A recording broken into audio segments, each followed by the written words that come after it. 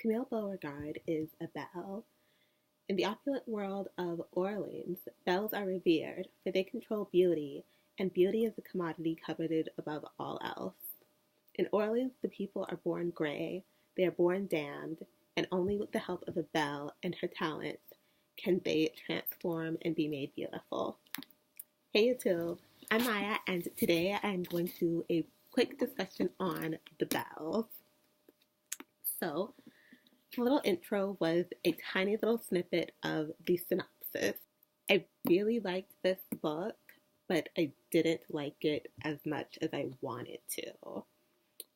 So I want to talk about what I did like first. The cover. Look at this. Everything about this is gorgeous. A black girl in a ball gown with flowers in her hair, looking all kinds of powerful. I love this so much. I might end up having to cosplay this one of these days. Yeah, gotta do that. Okay, so another thing that I really liked is the world.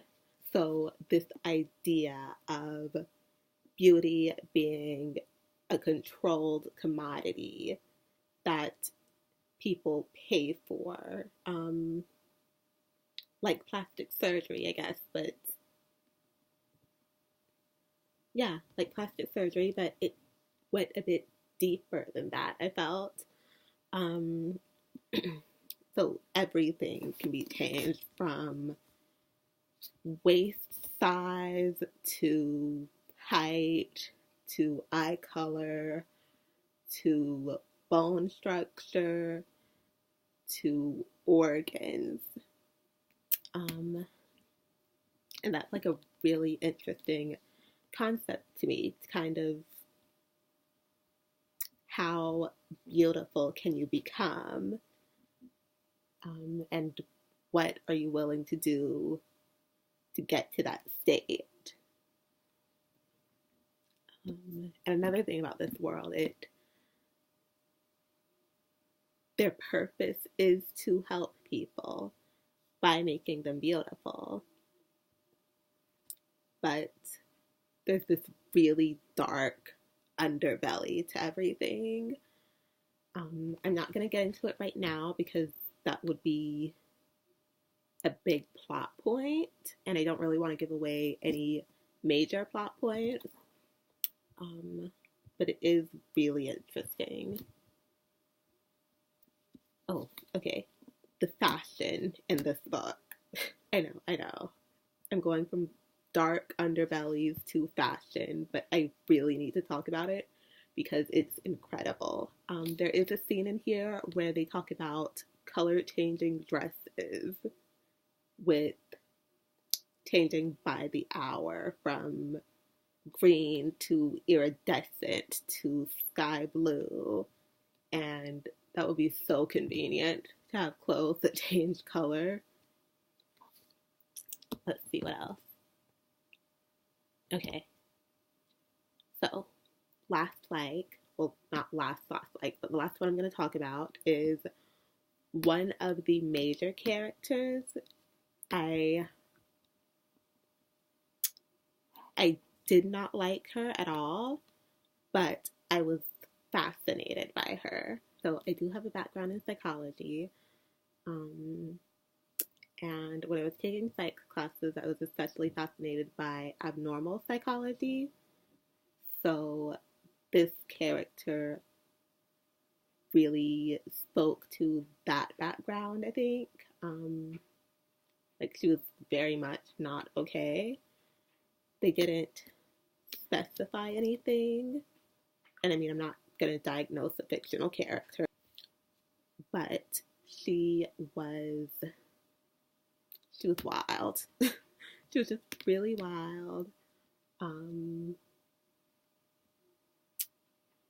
Willing to do whatever to whoever to get to what she wanted, and didn't care. Okay, so what I did not like not really didn't like, but wasn't really thrilled with. So the pacing was kind of weird for me. Like, in some places it seemed really slow, and then in some places it seemed like things happened too fast, which, I mean, it's not really a bad thing. It would just catch me off guard in certain places. The bells themselves, I'm sorry. I didn't really like the bells themselves. It okay, there were a couple. So in this book there are, I believe, 5 altogether. Camellia is the main one that we follow, but altogether there are 5. One of them was really annoying to me, and I don't know why. She just, something about her just rubbed me the wrong way. She seemed really bratty, I think is the word I want. Yeah, just really bratty for who knows why. Okay. And also the character that I mentioned earlier that I did not like at all. She was a very bloodthirsty character. She would do things that were just unnecessarily evil just because she could. And she didn't really have any redeeming qualities, which, I mean, I guess she wasn't really meant to. And she had her reasons for doing the things that she did, but they weren't really good reasons.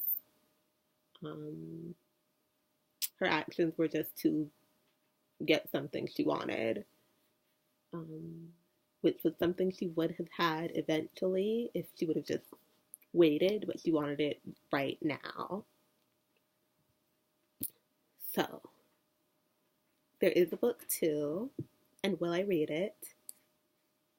Yes. Of course I'm going to read it, because even with all that said, I really want to see what is next for these characters.